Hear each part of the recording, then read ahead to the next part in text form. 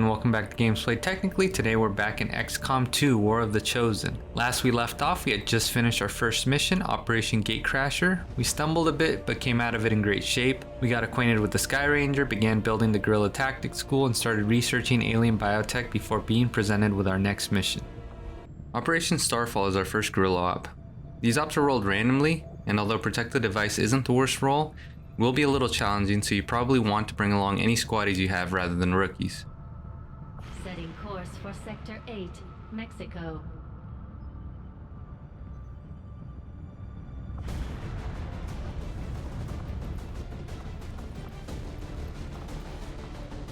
That said, we will swap out our specialist for a rookie, who we selected for their higher combat intelligence. Though specialists are useful, they don't gain a class-specific weapon, which means their offense isn't any better than a rookie early on. Rather, their usefulness comes from the ability Aid Protocol, which can be used to boost defense for one turn. Still, we're going to turn that down in favor of training up another squaddie to build our roster. We equipped the rookie's rifle with the hair trigger mod and replaced their grenade with a flashbang to give them a little more utility. Next we have our grenadier, but we can't really do much with her right now, so we'll just color code her and move on. Same thing with our ranger, we'll color his armor red. Repeat with our sharpshooter with dark gray.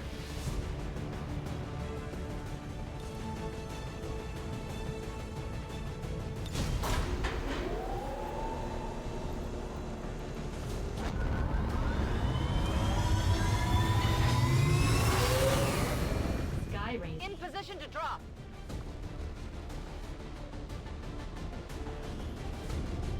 The Resistance set up a data tap on the Advent network through an access point in this area. They've been retrieving data critical to the aliens' latest operation. Unfortunately, Advent picked up on the signal and are moving to destroy the emplacement. We need to move in and eliminate any hostile forces threatening that device.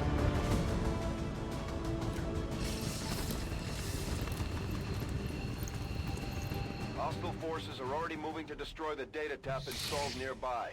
We need to lock down the area and secure the device at all costs. We won't start the mission off near the device, rather we have to get to it before Advent destroys it. That means moving a little more aggressively than we'd like. However, we do start off in concealment, so we'll want to capitalize on that by moving in as quickly as possible. Still, the device is pretty far away and we'll have to be careful in these tunnels so we don't run into any pods by surprise. First thing we're going to do is move our rookie up a bit. It doesn't reveal much, but it shows that it's safe for our sharpshooter to dash closer to the stairs leading up to the high ground. Regardless of height advantage, our sharpshooter will struggle to get good shots because of these tunnels. We'll move our ranger up this side passage just a bit, and we'll keep our grenadier on this upper level. We'll put them and the rookie on overwatch just in case any pods around the corner.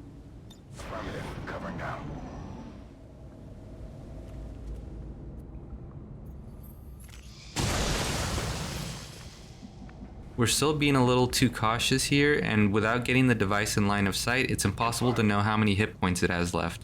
We're gonna have to pick up the pace. That means taking bigger steps. However, we still don't have great vision on our target. Not only are there definitely a few pods in the fog of war, their position is very defensible. Still, let's continue our big step strategy to close the gap between our soldiers and the device. No overwatch this time, but we're close enough to hear a pod nearby. And that pod makes itself known and takes another shot at the device. It's only two enemies, we're flanking them, and we're in concealment, but also we don't have any good shots on them. These tunnels are a nightmare. The calculus isn't good, but I'm feeling some amount of urgency. We're gonna try an ambush with our rookie and ranger in Overwatch and our grenadier initiating the engagement.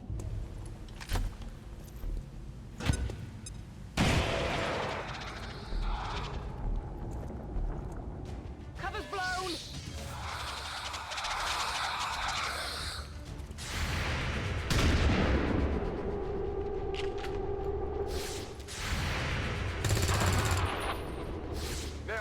And It's not the worst ambush ever, but the sectoid is still up even if just barely. Also, our rookie is now a squatty. The sectoid needs to drop. Our sharpshooter can throw a grenade from their perch, or we can save the grenade and move our sharpshooter up close for a pistol shot. The trade-off is that we have to put him in a forward position, making it more likely that our squad will pull another pod. It's very risky in my opinion, but that's what we do. And we have a hit chance of 78%. Not great. We can still throw a grenade to guarantee the kill, but the point of moving up was to save the grenade. If we get the kill and don't get spotted, then it's win-win. And Naoki murks this sectoid, good deal. I've got eyes on an advent position. And we're spotted by 3 advent troopers, bad deal. One of the trooper books it for the high ground, so they're a little smarter than they look. Meanwhile, the sectoid and his goons are chipping away at the device. Yeah, that's a pretty defensible position. Our chances to hit suck. I considered just pulling back in the hopes of drawing them through the door as a choke point, but I still don't know how much health the device has left. Orders confirmed. Moving out. On the plus side, an Illyrium core. Roger that. A terrible grenade angle for our grenadier, but Nat's flashbang will hit, which applies the disoriented status on enemies, which reduces their aim, will, and mobility.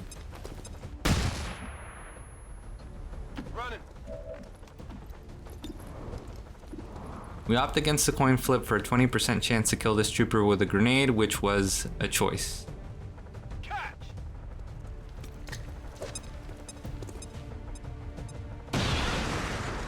At least their cover is gone. Come get some.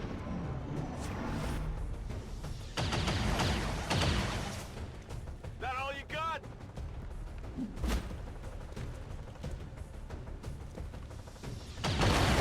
Not a great turn, I have to say, but Naoki's luck holds out twice. The device takes damage again. Orders confirmed. Grenadier McLeod rounds the corner and is rewarded with excellent grenade placement. This will at least kill one trooper and remove cover on the other.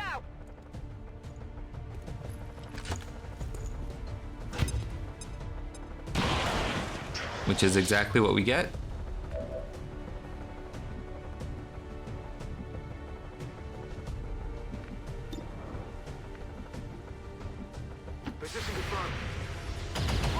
We forget about the other trooper's overwatch, but they're too disoriented to hit. It's worth it for a 7% greater chance to hit, and Nat decides to crit, proving he can handle himself in this fight. Unfortunately, that last trooper is still quite far, at least too far for a grenade from Dimitri. It's likely that the trooper's disoriented status has discouraged the AI from moving due to the mobility debuff.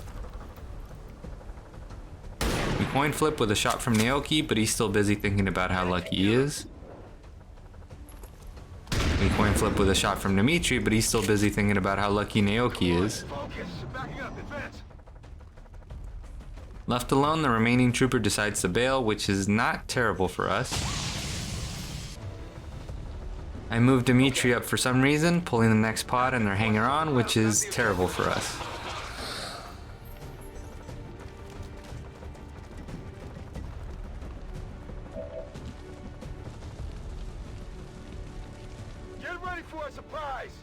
The only thing Dimitri can do is throw a grenade, but he gets the 20% chance to deal 4 damage, so we might salvage this.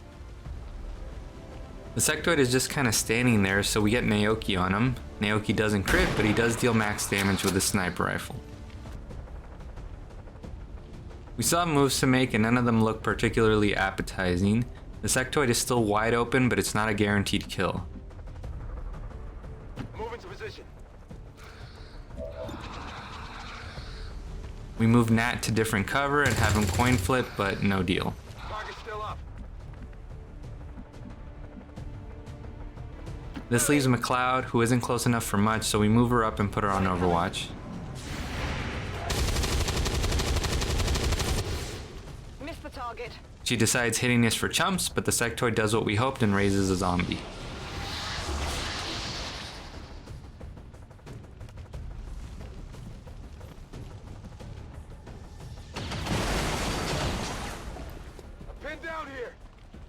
Both troopers have high ground, one misses, but the other nails Dimitri, ending our streak of good luck.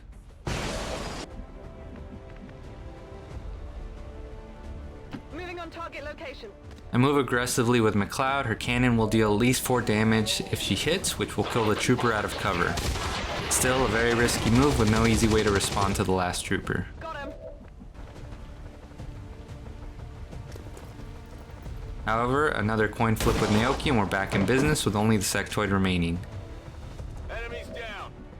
Dimitri gets a little payback and offs the sectoid with his blade attack. Note that sectoids are vulnerable to melee attacks and take increased damage. Hostiles are down and the area is secure.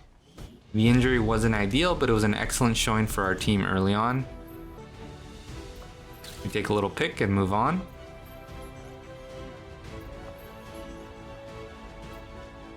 All Advent gene therapy clinics will be closed tomorrow for equipment upgrades. Initial reports that the suspension of services were the result of dissident activity have been dismissed as radical propaganda. Naoki is all over the mission report.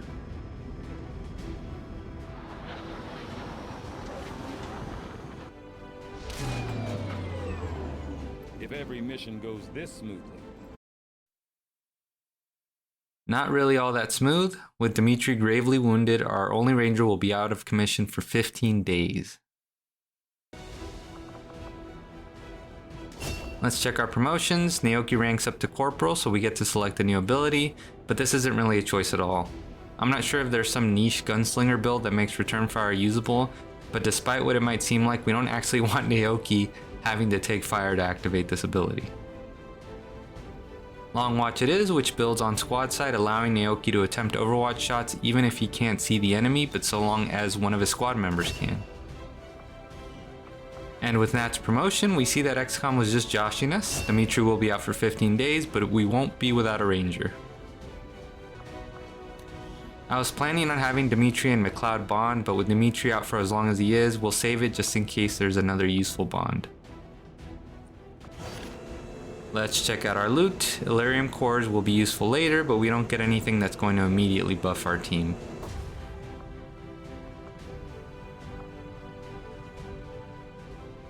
And now we say hi to an old friend.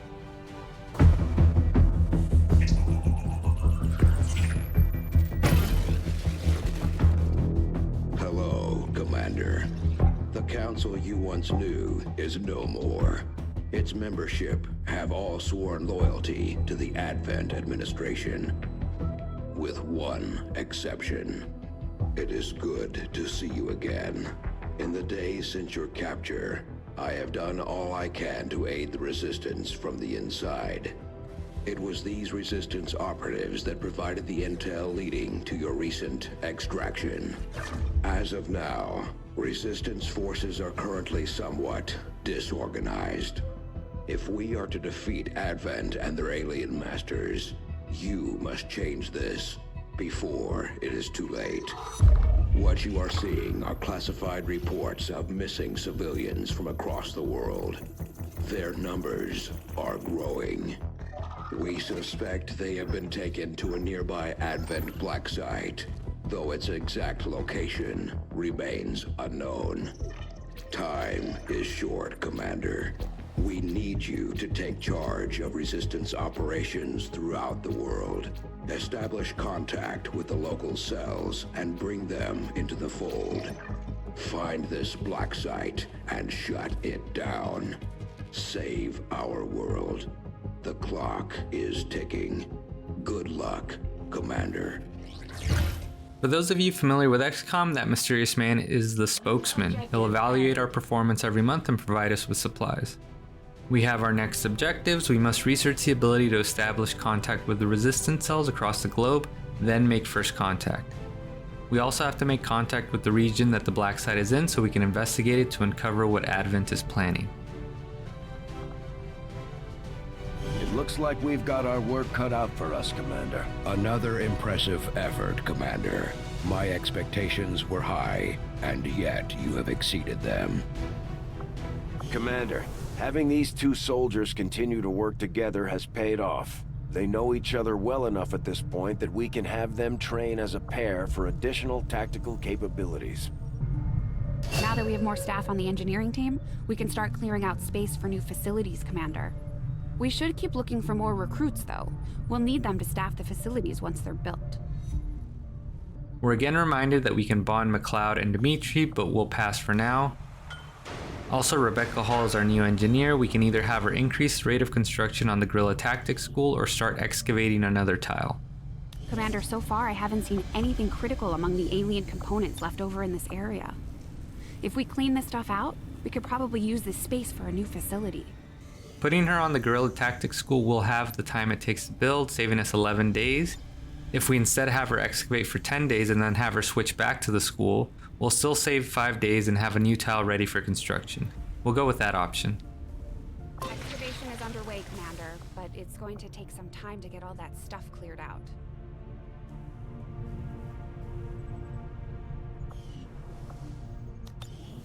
Local resistance forces in the area can get you into the site, but you will need to make contact with their network first. This is only the beginning, Commander.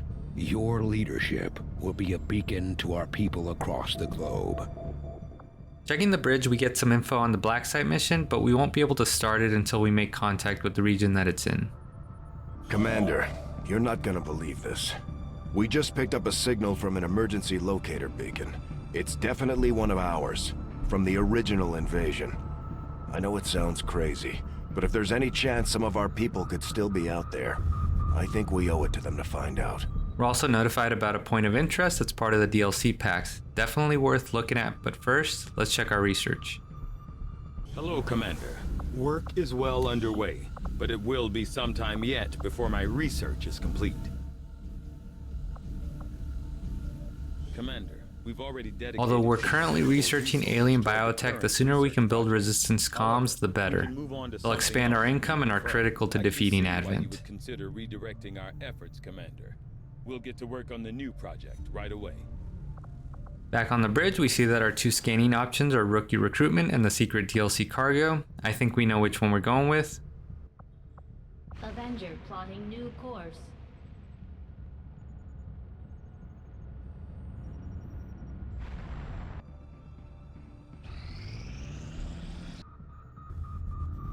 You and I both know we only had one other Sky Ranger, Commander. It's worse for wear, but this heap used to be Big Sky's pride and joy, and someone's been putting her to work. It may be possible to triangulate exactly where they took off from, but it'll take some time.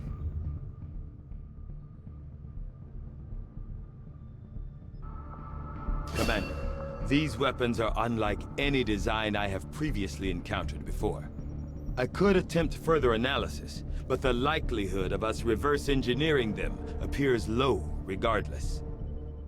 After 6 days, we're rewarded with some unique weapons. We'll see them soon, but be certain that they'll help us progress past the early game. Our new point of interest will let us scan for supplies, which also trumps rookies for the time being. However, we don't get very far before the next cutscene. You are too trusting, John. The skirmishers are Advent. Advent is the enemy. The enemy is food. Try not to bring that up when we meet, Volk. You take their side after all we've seen these years. Look, I'm not exactly having drinks with them, but they did hold up their end of the bargain. What about you? Wait and see. Volk out. Actually think they might show up. Commander, that was Konstantin Volokov, Volk to his friends. He and his Reapers are a big part of the reason why you're standing here today. Volk may be a little rough around the edges, but he's the real deal. Heads one of 3 resistance groups operating independently from us that we consider a legitimate threat to Advent. Together, they'd make one hell of a fighting force. Too bad they hate each other. Still, we've made some unlikely progress. Volk's Reapers may have found you, but they weren't acting alone. They were tipped off by a group of Advent defectors known as the Skirmishers. No one's big on working with these guys, knowing where they came from. But you wouldn't be here without their help. Both the Reapers and the Skirmishers have agreed to suspend hostilities provided you serve as the go-between. Trust doesn't come easy between these two, so we're heading for a nice quiet spot on neutral ground. Even so, let's not take any chances. Intel on this area is weak, and we're picking up strange chatter on comms. Not to mention we're ending a decade-long blood feud today. I'd advise our soldiers to be fully prepared before we deploy on this one, Commander. Good luck. I could use a favor if you've got the manpower to spare. We're all in this together, right? Not sure how long our contacts are going to wait for us, Commander, so I'd recommend we proceed as soon as possible. All available soldiers are standing by to deploy. Each faction has agreed to allow a 2-person squad to escort them to the rendezvous point. Hopefully that should be enough to keep them from killing each other. We've got a temporary ceasefire in place for the duration of the meet, but still, that doesn't mean we shouldn't be ready for anything. Remember what Tygan said. These new weapons are one of a kind. If we leave them on the battlefield, they'll be lost to us forever. Okay, so a lot happened there. Firstly, we meet the leader of the Reaper faction. The Reapers specialize in stealth and sabotage, and also eating aliens. They're willing to meet with another faction, the Skirmishers, who are former Advent soldiers who have turned on their masters, and they specialize in mobility and action economy. A third faction is teased, but we'll leave that for later. Our next mission will be mediating the meeting between the Skirmishers and the Reapers. We're also presented with the DLC weapons from our previous scan. The Boltcaster is a single-shot weapon classified as an assault rifle. It has a higher than average accuracy and damage. Also, it has a minor chance to stun when it hits. The Shadowkeeper is an edgy pistol with an ability to grant concealment to the attacking soldier if the enemy target is killed. That ability can only be used once per mission. It also has a higher accuracy and chance to crit. Then we have the Hunter's Axe. It does a little more damage, and more importantly, it comes with a pair that can be thrown as a free action once per mission. Finally, and my personal favorite, the Frost Bomb. This grenade will freeze any enemies in its radius for 2 turns. It comes in handy often, to say the least. This leads us to our next mission, Operation Lost and Abandoned. Our squad will be split in 2, each acting as protection for the Reaper and Skirmisher representatives.